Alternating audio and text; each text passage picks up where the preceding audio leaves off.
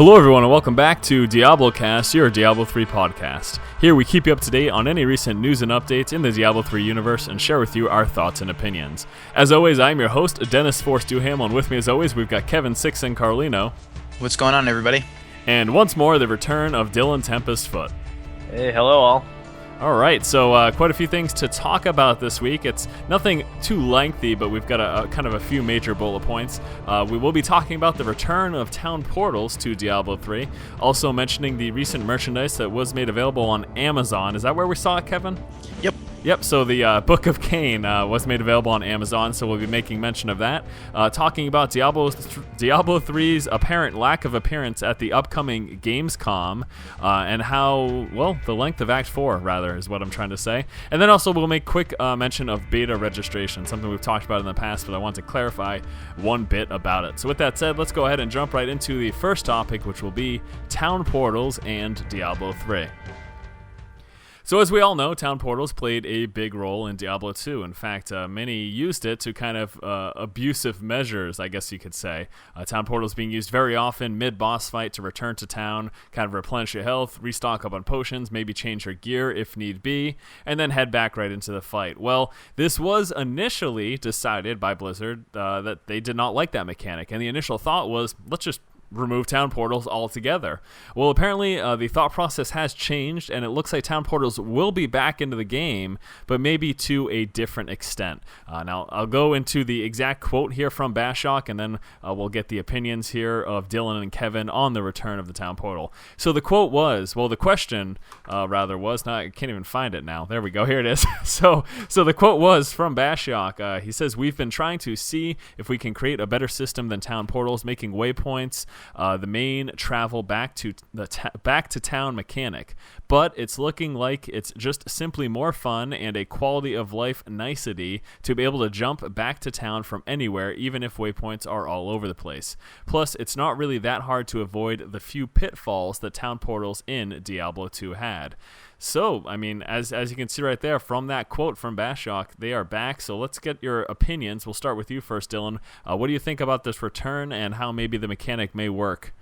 I'm actually a little disappointed by it. It is a convenience issue. And everybody, does like convenience, but I think it takes away from the immersion of the game, where the thoughts of traveling through Sanctuary, and there's certain times where you're just you've had bad luck. You're low on health, your gear's falling apart, and basically, you're desperate to get home, and having to push on and fight your way to the next waypoint. I think it makes the game feel more real. Whereas, like, oh, okay, there you go, town portal, back at home. I mean, I think it's definitely a convenient issue, but I think it does kind of take you, away from the game. I don't know what Kevin thinks about it. Well, I mean, you do make a really good point, but I don't know. I kind of felt like if there's no town portals, what am I going to do? I mean, they've already groomed us for the most part in both Diablo 1 and Diablo 2 to use town portals when we need to. I mean, it's just how we know to play. So I feel like changing that aspect of the game is kind of too big, but obviously, like Bashok mentioned, there were some problems with town portals in Diablo 2. I mean, for example, one potential issue that could have happened in Diablo 3 is, okay, well, now with the use of town portals, you can easily be rushed into endgame content easily. But I mean, they could just do simple things like adding like level restrictions on town portals, or I don't know, maybe you have to complete a certain quest like Diablo 2. I mean, obviously in Diablo 2 there are some glitches and exploits and bugs in the game. We're not going to have those problems in Diablo 3. So I mean, I don't know. For me, I don't really. It's not good or bad. I kind of just want to see how it plays out from here. Am I allowed to go on that route of opinion, Dennis? Is that okay? I suppose you're allowed that opinion. Yes. Dylan, do you have something to add? Yeah. Well, I know that Blizzard is said that they found a way to reverse the drawbacks that they found in Diablo 2, which mostly was you were able to make the content easier via use of town portals. Simply by being able to escape right away and going to restock. But another was if you're in a party and you had multiple sets of town portals, you could actually draw the mobs away, go through a portal, and go through your friends. So we don't know exactly how they're planning that. Maybe make it so you can't do it in combat or something of that. So I'm gonna reserve total judgment until I find out all the specifics. But so hopefully they do something to make it more immersive. Yeah, I mean, again, he had specifically mentioned that being able to avoid the pitfalls that Town Portals had in D2 is fairly easy. So maybe, as you mentioned, they'll do something sort of akin to being able to teleport or transport in World of Warcraft, where you can't do it in combat, or besides even combat, maybe even when you're within a certain vicinity of enemy monsters, you can't use the Town Portal. Something along those lines would certainly be a possibility. So it is pretty interesting to think. Either way, I don't know. I guess I can't really take one side of the fence or the other in terms of how I feel. I mean, it really depended on how far apart the waypoints were, but apparently through testing and iteration, Blizzard has decided that it's kind of better off having Town Portals. So we'll just have to wait and see until we kind of play the game itself. And I guess something else we can really mention here as well. I mean, this is a kind of a perfect example. People arguing for or against Blizzard's decisions. I mean, initially Blizzard said no Town Portals, and now they're switching it. So, of course, you're going to get so many ragers and trolls being like, "Oh, this is so stupid. It shouldn't be like this." And then on the opposite side, you'll have fanboys who are saying this is the greatest decision ever. I think that just in general, when it comes to all of this stuff, prior to the game being released, we should, like Dylan mentioned, hold our reservations until we see the damn game, because we're just pulling stuff out of our ass for the most part. Let's be honest here. I mean, being able to formulate an opinion on a game that we have maybe had 10 or 15 minutes to play at prior BlizzCons isn't really the best of things. So I guess give it time when it comes to taking a hard stance on any of these major issues. Well, I mean, there are some things that I can obviously say, yeah, I mean, I think this is a great idea, or no, I'm not really a big fan of this idea, maybe it should work this way. I mean, there are some clear-cut things that we can say that about, like maybe resource systems, or how PvP is going to work, stuff like that. I mean, obviously, the well-defined things that Blizzard has shown us so far, we can make opinions on. But there are, like, things like this, the Town Portal, which were originally in the game, and then they got removed, and people complained, and other people said this is a great idea, and then they got added back into the game. I mean, this is obviously something that Blizzard's been reiterating tons and tons of times over the last couple of years. So, I mean, that's why I was saying, well, I'm not really sure just to what I think about it yet, because, I mean, obviously Blizzard has done this tons of times, and, I mean, they've had him in the game several times already. So, I mean, I don't know. That's why I'm just kind of iffy on this whole Town Portal thing. I mean, I don't want to say it's bad. I don't want to say it's good. I kind of want to see what they've done now. Yeah, well, I guess we'll find out on July 27th. So. Yes, sir. And everyone else will find out on August 1st, suckers. All right. So next, I'm just kidding, by the way. So next we'll be moving into the recent merchandise that was made available on Amazon. Now, I'm interested to see how official this is, because I don't see anything. Are there any Blizzard postings anywhere, Kevin, about this Book of Cain? No, I haven't seen anything official. Yeah, so somebody just tipped me off about it, and I was like, hey, this looks pretty sweet. So, I mean, I read into it, and it says Blizzard Entertainment is the creator of the book. So, I mean, all right, it seemed legit to me. I mean, Amazon. Yeah, I guess it's just interesting that it'd be put up on Amazon before anywhere else if it is legit. But, I mean, who knows? Maybe it's kind of some leaked information, and then they decided to put it on Amazon before Blizzard made any sort of official announcement. I really have no idea. I haven't seen any response from Bashiok to this. So I guess it even says that the item is not on sale yet. It's not available. Is there an ETA on this thing? Yeah, it's going to be released November 15th is what it said. November 15th. Okay. So, I mean, as of now, what do we have for details, Kevin? What is it looking to be? Do you have any idea? Well, I mean, it's I'm kind of confused. It doesn't seem to be like an actual novel. It looks to me to be like some kind of like an add-on kind of a book. So, I mean, this is just speculation. I mean, okay, I'll get into what I know so far, and then I'll speculate a little bit. There we go. Let's do that. Yeah, that's usually the better thing. So what we do know is that it's going to be told from Cain's perspective. It's kind of like Cain's own journal. They have the Journal of Decker Cain or whatever on the Battle.net website or the Diablo 3 website. Yeah. I think it's going to be something like along those lines, but I mean, not the same exact content, because obviously why would you pay for that, So, I mean, now here's where the speculation comes in, because they really haven't said exactly what it's going to be about. So I'm thinking maybe it'll be like what happens in the 20 years in between Diablo 2 and Diablo 3. because obviously Diablo 2 ended at a certain point. Diablo 3 has to pick up at a certain point. It's not going to be exactly where Diablo 2 ended, and they said there's going to be 20 years in between. So maybe that this book is, the missing link in between the two. So I mean, it's not completely required to read in order to understand everything, but it's better. It helps you better understand what happened in between, because some people are saying, well, maybe there's gonna be spoilers, this and that, seeing as how the book's gonna be out before the game. That's like the only thing I could really think of in order to make that work. Yeah, I'm actually kind of interested looking into it, just because Diablo, like most Blizzard games, but especially Diablo, the lore is such an integral part of it. It makes it more than clicking, killing enemies, picking up loot. It actually makes you involved in the game. You want to know what happens, and as long as it's still quality content, the more lore, the better. Yeah, and as mentioned, you said it's targeted for in November. Like, what'd you say? November 15th. That's what I'm seeing here. So that puts us right on the timeline of still that possible 2011 release, or at least it's looking to be released sometime in that general vicinity. So it would make sense that it could bridge that gap and kind of help build that anticipation, the hype train towards the eventual release of the game.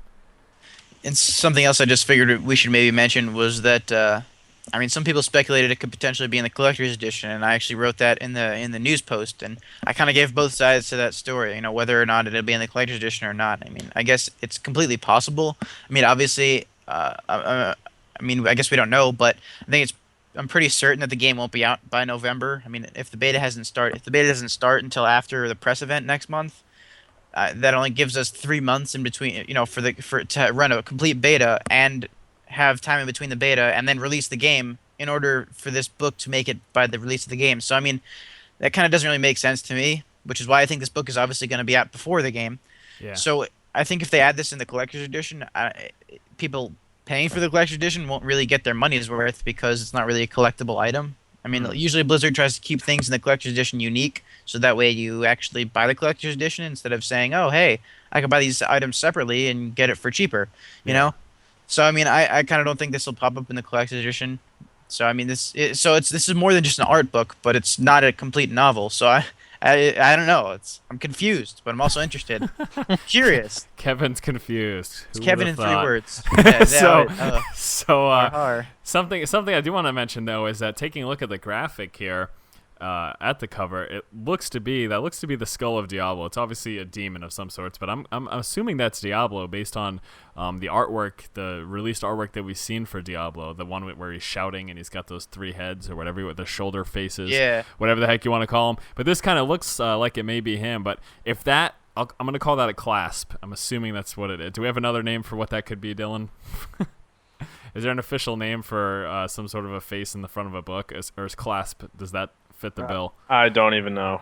All right, well, I'm going to call it a clasp. If that's real and metallic, then I am so buying this just because it's super badass. Without a doubt. That looks awesome. The first time I saw that, I was like, holy shit, that's badass. Yeah, I mean, I'm assuming it's just a picture, but I'm really hoping for like an actual hunk of metal just welded onto the front of the book. That would be pretty sweet. Yeah, but it's probably not going to happen. So anyways, I guess we can just move right now into the next topic of discussion, which will be GamesCom and Blizzard. The upcoming GamesCom looking to be taking place on August 18th, between the 18th and the 21st in Cologne, Germany. GamesCom, one of the biggest gaming conventions, and there was specific mention about Blizzard's attendance there in I believe it was an official post, I think it was on the EU WoW Battle.net webpage. They posted on StarCraft 2 and World of Warcraft. Did they too? Yeah. Okay, cool. So yeah, the specific mention though was that Blizzard would be there, and there would be showcasings for StarCraft 2. I think they mentioned tournaments, and there'd be World of Warcraft content there. But there was a specific lack of Diablo 3 mention. So this obviously leads us to a lot of speculation, a lot of maybe theory crafting, whatever we want to call it. I mean, given the time frame here, again, it's going to be on August 18th. This is when Gamescom is taking place. We have this press event coming up on the 27th, the end of July. The NDA is until August 1st. A lot of people think, I don't think it's going to happen on the 1st, but a lot of people are thinking that the beta will start sometime between August 1st and the end of August. So even if we round that off and put that to mid-August, that's right before GamesCom. So, I mean, my personal belief is that, they won't be attending GamesCom because Diablo 3, everyone will be wrapped up in the beta. Do we have any thoughts either way on that? Kevin, I guess we can start with you. No, I agree with you there. I mean, with the press event coming up and the NDA ending August 1st, I kind of feel like the beta is going to start possibly mid-August, maybe later, a little bit earlier. I don't know, early, late August, like around just before Gamescom, basically. And then especially if they have that the investors call in August, maybe Mike Morhaime, and I said this last time, maybe he'll go ahead and say like, hey, beta starts next week or in 2 weeks or something along those lines. But yeah, I'm definitely feeling August because I don't know. I feel like if it's in September, that's too late to make a 2011 release, and we know that they're dead set on hitting 2011, but they aren't for certain. So I guess we'll have to see. Yeah, I mean, for planning purposes, it seems to be they're still planning on 2011. This was confirmed, I don't know, like a week and a half ago from just another one of the many interviews we've had where they have mentioned various representatives of Blizzard mentioning that they're still planning on 2011. But yeah, so I guess based on this information, do you have any kind of thoughts and opinion on this time frame, Dylan? I'm always a little wary about setting my hopes on any type of Blizzard game release date, just because they release great content, but we all know that they tend to hold it until it's perfect, and as such, things tend to get delayed. I'm hopeful, and there's a lot of positive information that's going on, but I don't want to hold out a hope for a date until I actually see it posted. Yeah, I mean that's understandable. And I mean, again, hopefully on the 27th when we're there, we will be getting a better understanding of kind of where they are in the general scheme of things and the possibility of a beta release. But I mean, I guess something we can bring up again about this event is that they're supposed to be showing us a full-fledged beta. So that, I mean, that leads you to believe that we'll be pretty damn close to the actual public start, if that's what we want to call it, of the beta, where they actually kind of make it live and start giving out beta invitations through Battle.net accounts. But yeah, pretty interesting that they haven't mentioned it. I mean, I guess the flip side of this too could be maybe they just haven't mentioned that Diablo 3 is going to be there, and it'll be a surprise. I mean, that's possible. Who's to say just because we're in the beta that they can't have a showing at Gamescom? It's quite possible. I don't know what they would have to show. I suppose everything would be up on YouTube by then, if the beta's already out. But there could be features. Let's say they released features kind of in patches. Maybe they start off with just multiplayer, and then later down they show a single player, something like that. Who knows? So Man, that won't surprise me. I mean, I wouldn't even be surprised if we didn't have PvP right off the bat. I mean, I don't know. I guess obviously we're gonna have to wait and see on this, but yeah, I kind of agree they're probably gonna be patching stuff in along the way. Yeah, so there very well the beta could start, but there could be aspects of the game that haven't been fully revealed because they just haven't been patched into the beta. So maybe they will be at Gamescom. They haven't mentioned it. It'll be a surprise, and there will be stuff to reveal. I don't know. Nobody knows. We'll find out. All right. Next, we will be talking about the brevity of Act 4 in Diablo 2 and maybe how it relates to Diablo 3. So as we know, Act 4, the shortest in Diablo 2, and it looks like, well, that's going to be the same case here in Diablo 3. Specifically, the mention was, there was a forum post asking, why did Act 4 only have 3 quests? And the major question was, did they run out of time? Will it be like this in Diablo 3? The response from Bashok was the following. Whether Diablo 2 did it purposefully or not, we very much like the feeling of accelerating toward the end of the game with gradually shorter acts as you go. He says he can't speak for actual playtime versus what Diablo 2 provided, and that they aimed for around the same amount length of time for gameplay, but he feels that they actually have gone over that. So it appears to be that the length of gameplay for Diablo 3 will be longer than that of Diablo 2. And then he says, in any case, we want the player to accelerate towards the final conclusion so that the last act will certainly be the shortest. So the idea here is Acts 1, 2, and 3 will be longer, maybe getting progressively shorter as you move forward. And then Act 4 is supposed to be the shortest, and the idea is that feeling of acceleration as you progress through the game. You get to the Act 4, you're so close, you just want to finish it, and they like kind of slingshotting you to that point. So that's kind of the general design philosophy. We'll start with you, Dylan. What do you think about that? Do you feel like Act 4 should be kind of more drawn out because it is the conclusion, or do you like the idea of being short and sweet? I guess on both sides of the fence at the same time. On one hand, I want as much Diablo content as I can get my hands on. On the other part, I mean, I do like the idea of just constantly, like, focusing in. You're right towards the end. You don't want to be running off on like miscellaneous quests. Find this item, rescue this person. You feel like, oh, I've accomplished all this. I've got my character strong, powerful. I'm ready to throw down with Diablo. Why am I, searching for this idol of whatever that I don't care about? Yeah, very cool, very cool. And Kevin, what do you think about that? Just the general idea, the philosophy. Well, I mean, as far as I see it, no amount of content is going to be enough content for me. I mean, we've been waiting for 10 years now. So, I mean, it's like, yeah, I'll be satisfied with whatever they give me, just because, I mean, it is what it is. But, I mean, as I see it, the more content, the better. Because, I mean, it'll be another how long until we see another game? I mean, yeah, there's possible expansions, and actually, I guess they were saying that they wanted Diablo 3 to be the end of the Diablo trilogy, but they didn't want to end, close the series. They're closing the series with the game. Sorry, so the series is closing with Diablo 3, but the world, the franchise Diablo will not be over. So I mean, I see it as Diablo as much MMO is coming, obviously. I mean. I mean, the world of Sanctuary. This is completely, completely off tangent and obviously entire speculation. But I definitely foresee this as happening. Hopefully within our lifetime. But yeah, no doubt. You just have holograms floating around fighting. Yeah, no, but seriously, I can't. I don't know. I mean, obviously.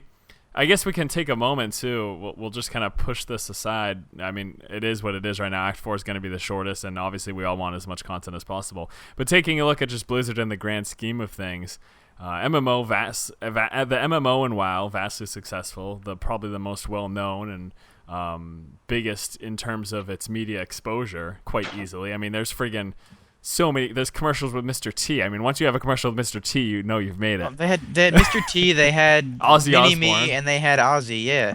Yeah, and I don't know. I think they had some more. There wasn't Garth Brooks in a commercial. It doesn't really matter. And Tony Soprano was in one of the commercials. See, I didn't even know that. Like, that just goes to show you. I don't really watch TV because I play video games, so I guess.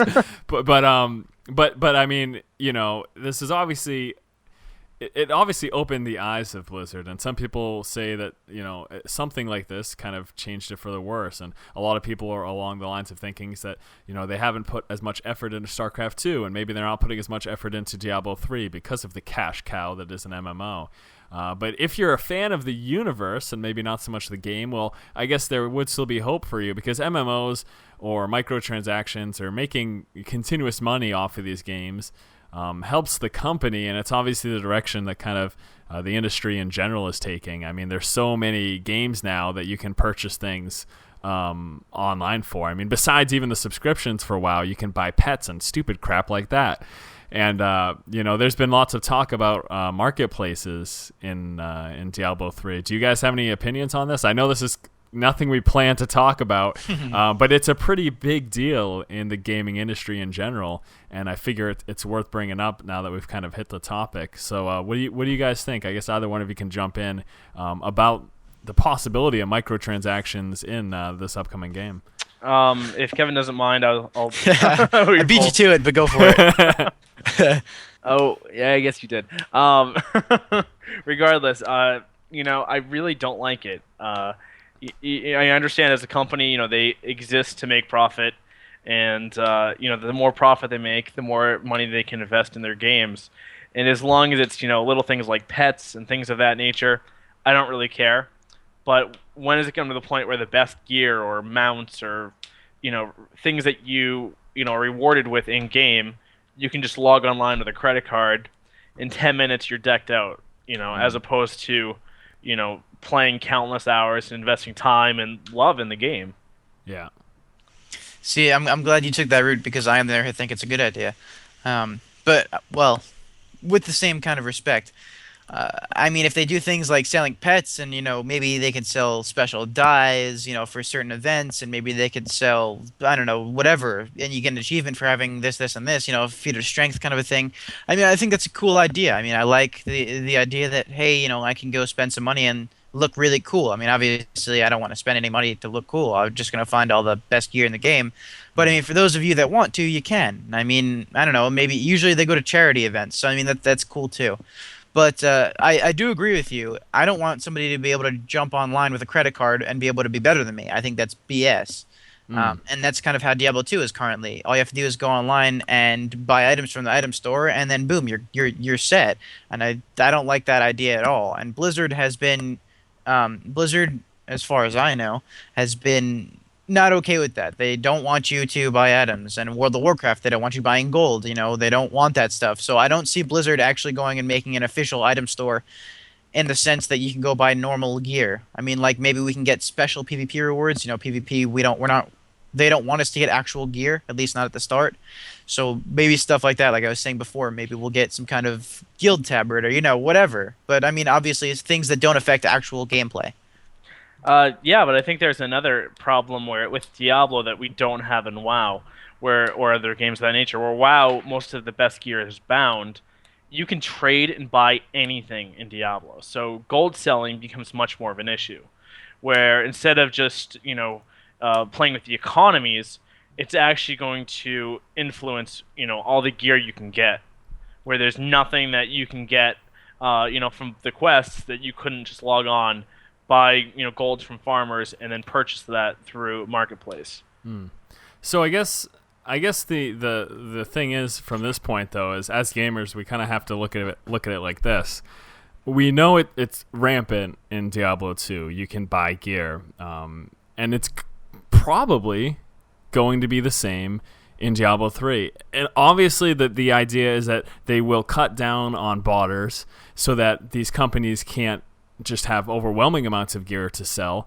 But even if they cut down on botters, there are still going to be people playing the game for these companies that will then use that gear to sell it online. So my thought process, if this is still taking place regardless, if you have company A setting up this shop online where people can go buy the gear, we know the gear is not bound, so it can still be traded. Anyone can find a piece of gear, trade it, and that means anyone can find a piece of gear and sell it online for real profit. I would rather personally have Blizzard selling this. That way they can reinvest the money in the game to make it better, or future games to make it better, than lining some jerk-off's pocket who starts a website and hires farmers for 5 cents an hour. I mean, that's kind of the realist, in my personal opinion, that's kind of the realistic view on the topic, that if this is taking place regardless, do you want just some random schlub to be making money, or do you want Blizzard to be making the money that can actually benefit you? Because some random Joe Schmo who starts up a website, him making money off of selling items doesn't help us as gamers whatsoever. But at least if it's happening, at least if Blizzard does it, then there is a benefit to the player. And this is actually, I know that you guys want to chime something in here. That I know this is pretty big stuff as well. But this is how some entire games operate. There are lots of games out there that are free to play, but you can buy gear. So the company makes money through selling gear and selling items, and then they use that money, instead of charging you for the game, to invest in the game. And there's no subscription fee because they can invest in the game. So I mean, either one of you can jump in. What do you guys think about that? I mean, that's the facts in my opinion. How do you guys feel? I'm just gonna keep on the hard line here. I just think it's a horrible idea. I understand your point of where the money goes to Blizzard. It's reinvested in the game. But I think it sets a really dangerous precedent where if a company is realizing a profit from this, they're probably never going to give up that profit again. So every game they're going to make after that is going to have that mentality. In addition, companies exist to make profit. I mean, hopefully, they have other motives as well, but that's, what they are there for. So what if they all of a sudden the only way you can get the best gear is to go online and buy it? And I have a job, I make good money. It's not that I have a problem with buying it. It's that I'll have no feeling of accomplishment. It takes the fun out of it. Exactly. Yeah. Where if I'm going to be spending 100 hours doing this, I'm just like, oh well, this item sucks, so I'll just log on, spend $20, and all of a sudden I'm two-shotting people with this amazing staff or sword. It's just, it's absolutely worthless. And if I'm walking around and, everything that, because I don't want to buy it, so say I'm, boycotting it, and everybody else has all these sweet new weapons, I'm just like, what the hell? And then I'm going to stop playing. Yeah. Oh, are you, Kevin? Yeah, I mean, I'm kind of right up with there. I mean, I don't know. Dennis brought up a really good point, and it's something that I hadn't actually thought of. I mean, there's always people saying, "Oh, yeah, Blizzard is the one that runs the Diablo 2 item stores. That's why they haven't gotten shut down." And I mean, obviously, those are stupid conspiracies. I don't find that to be true. I mean, I kind of think that's a load of bull. Also, wear your tinfoil hats, boys and girls. I really wish that they would make those real. But yeah, I mean, I think that's a really good point that you brought up, that Blizzard could potentially sell the items. But then, like Dylan was saying, I don't know. I don't think that's a great idea. I mean, I don't know why. Yeah, I know you're just trying to be objective, but yeah, I'm not saying that I think this is the way it should be or that I agree with this thought process, but I'm saying you have to consider it. You have to kind of look at what's going on. I mean, it's the same thing with gold. The gold economy, and WoW is gigantic. It's unbelievable. I mean, I don't even remember. Last time I looked, I haven't made any major purchases or anything, but last time I looked, you could just buy ridiculous amounts of golds for $50, $20. And let's think about this too. We have to think about time investment in our hobbies. All right, let me put it this way. I play golf. I want to get better at golf. People will say, you go out there, you practice, and you actually experience the game, and that's how you get better. That's the best way to do it. But then someone can say, well, I don't want to play that much. I don't have that much free time to practice golf. I'm going to pay $100, have this professional teach me, and I'll get better that way. How is that not akin to this hobby of gaming, where I would rather spend 2 hours worth of my pay, my hourly pay, to get an item than spend 8 hours grinding it? And again, I'm not saying that this is what I think it should be, but we have to consider that there are people who have this mentality, and it kind of makes sense. I mean, you're talking about devoting your time to things. Why can't people make that decision? I mean, it's a dangerous road, but I don't know. You guys have stuff to add, so go ahead. See, I actually think that, it's paying somebody to teach you.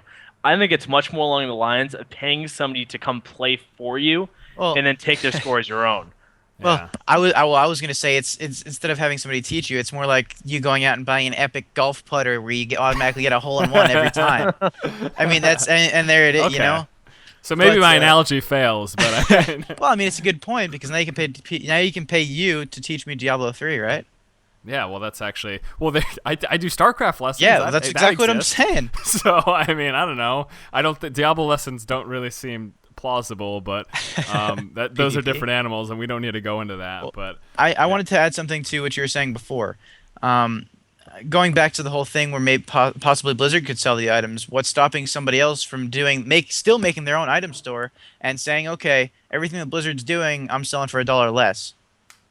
well, I mean, that's competition. that's general business. I mean, that'll happen in anything. But yeah, no, you are right. That would happen, absolutely. There would certainly be undercutting stores, and they would always undercut Blizzard, I would have to imagine. Oh, yeah. But I guess something else to consider. I mean, Blizzard can pull these items out of their ass because they can create this stuff. So maybe yeah, that's true. So where these actual item stores have to find the items, Blizzard could type in like a little debug command and just create 15 legendary whatever so-and-sos and Sixen or maybe skullcaps. Blizzard makes it so that they're selling stuff that's better than anything that drops in the game, and that's super scary. Which is what Dylan was saying. Yeah. That was what Dylan was saying. I don't know. I don't like that. Yeah, I don't like that at all. And I think that that's probably one of the major hesitations to why a lot of these companies aren't doing stuff like that, because it's such a slippery slope. You know what I mean? It's like the gateway drug of gaming. If you start doing this, there's a lot of people who are concerned that it'll just kind of tumble down and work down that road. And I mean, that is cause for concern, most certainly. And the number one currency any type of company has, especially like a game company where there's so much competition, is a reputation. And if you lose that, you're not getting it back. So I mean, I love Blizzard, and I can flat out say that if people could buy the best of everything and you couldn't get it in game, I know I would stop playing. Oh, yeah, and that's actually something I was going to mention, but we're kind of all over the place with the discussion because there's so much to talk about. Hey, I But- like this discussion. I mean, it's the first time I I've think actually it's a gotten good topic. like emotionally really invested. Like, sure. but yeah, when you brought that up, when you mentioned the fact that you disliked the thought of being able to purchase gear that wasn't available in the game, I was about to say, who the fuck would play that game? No one's gonna play that game. Like, that's absurd. Well, Just now the bec- thing is, it's Diablo. Who wouldn't play the game? yeah, but I mean, again, as Dylan mentioned, doing something like that would tarnish their reputation in the eyes of gamers. And even if it is the best quality game out there, it's not worth it if you have to, do stuff that's kind of against your will or something that you're just not happy with. So Yeah. it's interesting.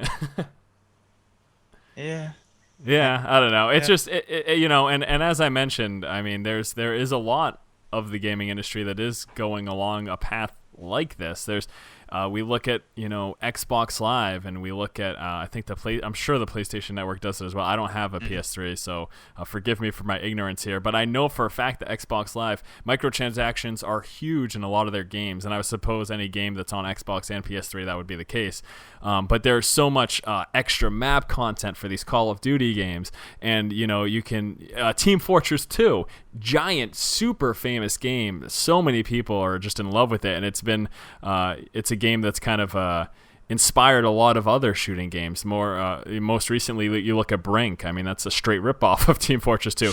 But they recently went free to play, but you can purchase vanity items like hats and random stuff, and I don't know, like a knapsack or something. You can just purchase these vanity items online that they actually don't really help you, but they're still, it's huge, and it's enough of a profit for this company that they're keeping the game running just off of that. So there is a sense of impending doom when you see stuff like this, that it is kind of working in that direction. But I mean, I guess we just kind of have to keep our fingers crossed that the companies will value their reputation and not allow it to ever get to that point. But I mean, that's a threshold that if they decide to cross it, we kind of have no say in it except for purchasing power. We can just decide not to buy the stuff. So Yeah. Or not buy Consumer's it. greatest power. Exactly. That's the consumer's greatest power. yeah, Is to buy or not buy. yeah, and I mean the thing is, I suppose a lot of consumers in the gaming industry maybe aren't privy on these topics, and they'll just buy things blindly. But eventually, word of mouth, things will happen, and people. I really don't think it'll ever get to that point of having to worry about purchasing the best end items like that extravagant. But I would not say that I'd be surprised if you could purchase at the least vanity items for Diablo 3. Let's bring this back to the game we're talking about here. I would not be in the least surprised if you could purchase vanity items like dyes, things that don't really matter. They don't really help your player, but they look cool. Or maybe mounts, JK. So people have asked about mounts in Diablo. I'm like, what game are you playing? Get out of here. Right.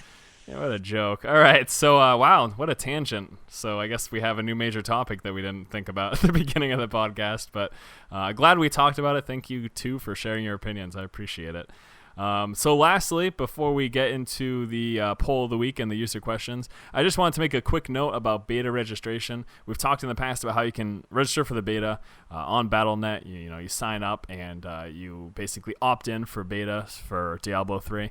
Well, you can't do that if you don't know, unless you already have a Blizzard title. So I guess, this is something that's been known. This isn't new or surprise, but I've had a lot of people kind of scratch their head when they find this out and ask about it. So do you guys agree with this? Do you guys agree with not being able to register for the beta unless you already own a Blizzard title? Dylan, what do you think about that? I actually do, just because it shows a commitment to their games. It means that you may have played Diablo 2 or Diablo 1 in the past, so you're more familiar with the lore, you're more familiar with the feel of past games, and the very purpose of a beta is to improve, debug, make changes to make a marketable game. And I think that the more Blizzard games you've played in the past, the more able you are to help in that process. It's not just to play; it's to improve the game. Right, and just building on what Dylan said, I mean, those of us that have played Blizzard games in the past, we want to see Diablo 3 get better. I mean, if you have a Battle.net account, you've never played a Blizzard game before, why would you care whether or not Diablo 3 succeeded or failed? Obviously, you're just trying to get into the beta just to play the game, just to see how it is. But I mean, Blizzard needs the people that, yeah, I mean, everybody wants to just see how it is, but Blizzard really needs people in there trying to look for bugs, trying to find exploits, trying to make the game better before it gets released. Because, I mean, obviously we're not going to be able to catch everything, but I mean, there can't be anything game breaking by the release, because it's a problem. It's game breaking. Yeah, it's game breaking. There you Literally. go. Yeah, I mean, I think the people who feel this way about the beta, who are maybe people who are frustrated that you need a prior Blizzard title. I mean, I've read people say, I'm not buying effing WoW to play D3 beta. Well, I think those kind of people maybe feel entitled, and I think it's important to realize that getting into the beta is a privilege, not a right. You're not guaranteed access to this beta. They're not just going to let you play this game for free that they've invested so much money and time into. If you get in, you're lucky. So that's just one of the things. That's one of their caveats. They need you to be invested in the Blizzard company before they consider you for the beta. So there you go. All right, so now we move on to the poll of the week. Now, last week's poll, which is actually a poll from 2 weeks ago, because I believe last week we didn't have one, if that makes sense to you guys. So anyways, yes, the last poll that we did have was which class do you play, or how do you decide on the class that you're going to choose? And the options were looks, archetype, playstyle, skills and traits, lore, friends, and other. Number one, coming in with 60% of the vote, was playstyle. So you guys basically said you choose your class based on the playstyle, be it you like a ranged melee, you like a up close melee, or you like a ranged caster, or any mix in between. And that seems to make the most sense. I know that I pick my class based on playstyle. I picked the coolest. So there you go. So now for this week's poll, we're actually going to be talking about that big heated debate that we had in terms of item selling. So why don't you let them have it, Sixen? Right, so we want to know what your position on item selling is, since you already know ours. So basically, the options are having a Blizzard-hosted store or a user-hosted store, and then you can go with vanity items only, in-game gear, which is just random miscellaneous items. Yes, they affect your stats, but they're not the best of the best. And then the very last option we have is to only have the best of the best. So the very top-tier gear is only available to those of you willing to spend the money. Now, it's going to be like a multi-option poll, so you can vote for several of them at a time. But just let us know what you think. All right, so yes, you just have to head on over to DiabloFans.com, sign into your account, and vote for this week's poll. And now we will move on to the final segment, which is user questions. All right, so for user questions, first we'll go ahead and grab a couple from our Facebook page here. First question here coming from Danny, and Danny asks, what do you look for when building a PvP character, and what do you look for when building a PvE character? So myself personally, one of the biggest things I know for certain in PvP is you always look for ways to break stuns and snares, and gap closers is what we'll call them if you're melee, or escape mechanisms if you are a caster. And then having snares yourself is always good, trying to keep someone away or close to you, whether you're melee or caster.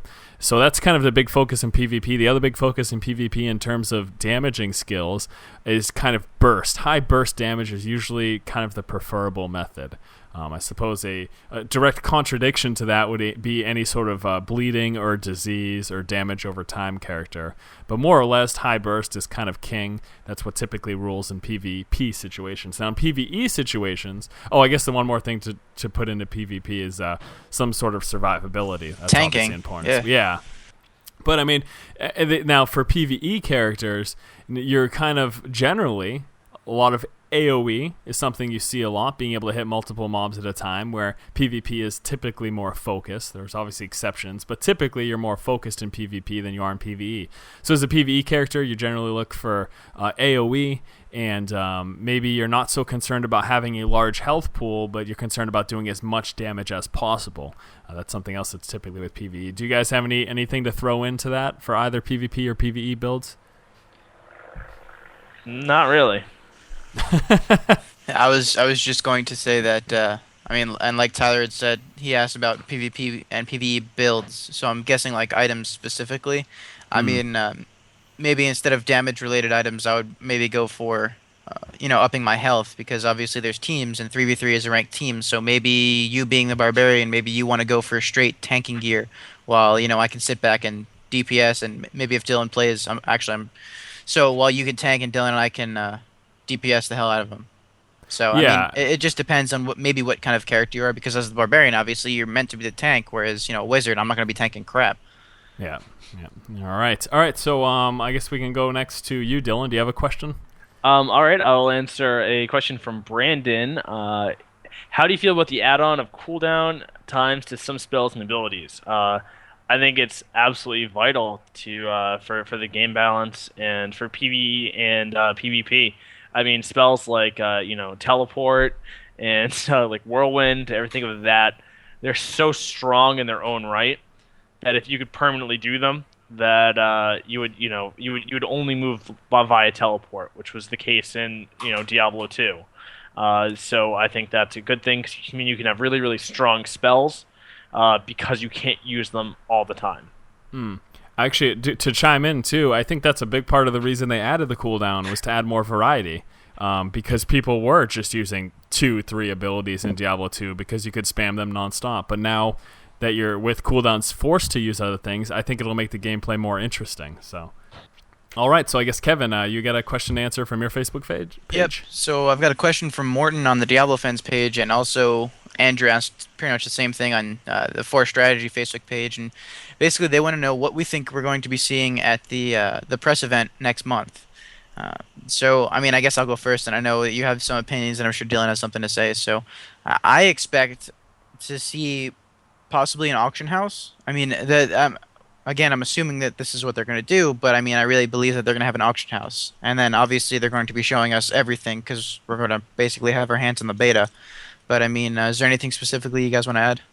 Dylan, you got anything? There's things that I'm hoping for. Like you said, I'm really hoping that there is like an auction house type environment because trading was always one of my big things in Diablo. I would love to see more of the PvP, but I don't expect to yet. But we'll see.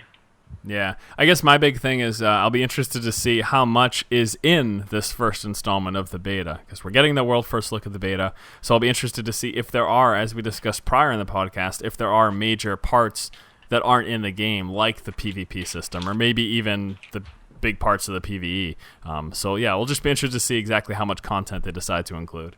All right, so I guess I'll go ahead and grab another question here from our Facebook page. I've got a question from Daniel asking, do you think skills without runes will still be as effective as a one with a skill rune?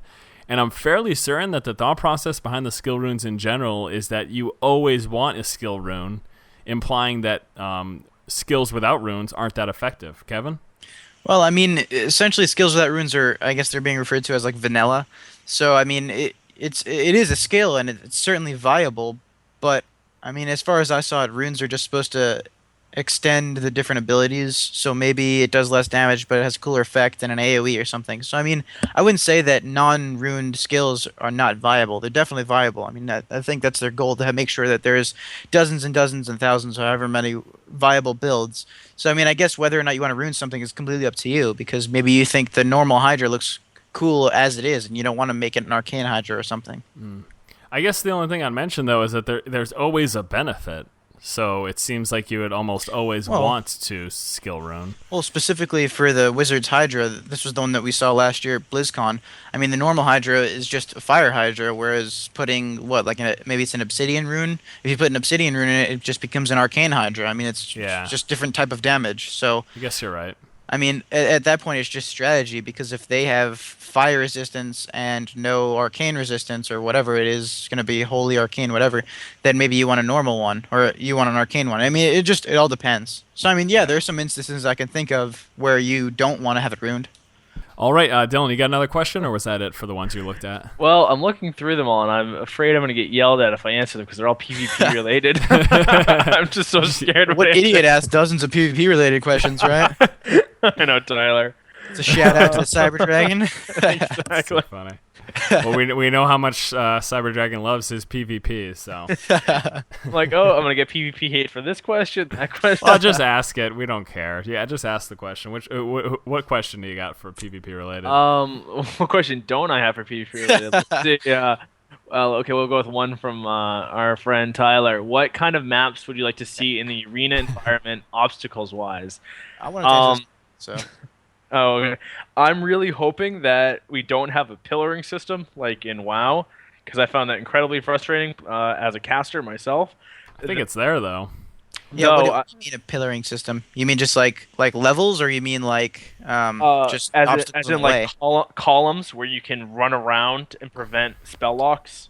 Mm. But the fact that I don't believe that there's any casting in Diablo 3 may make pillaring significantly less effective. Yeah, that's the thing. I mean, there's no real Channeling as far as I spells? know. Yeah, there's no channel, there's no casting, there's no lock on And- target. Everything is instant. And I mean, actually- obviously there's a projectile time, and you can dodge anything that's not like disintegrate straight across the screen instantly. Right. So pillaring is still slightly possible, but I don't think it is going. Like you mentioned, Dylan, I don't think it's going to be nearly as effective. So. Yeah, yeah. I think that Bashak had said this in a post, at some point in time, was that all skills are just point click and then boom, it's there. There is no channeling time. There's no nothing. So I mean, essentially, I mean, yeah, there is the pillars because I was playing around with this at last year's BlizzCon of the PvP. So like when you teleport, you can't teleport over the pillars or through them. You have to teleport and go around them because I found that sometimes I got stuck behind them.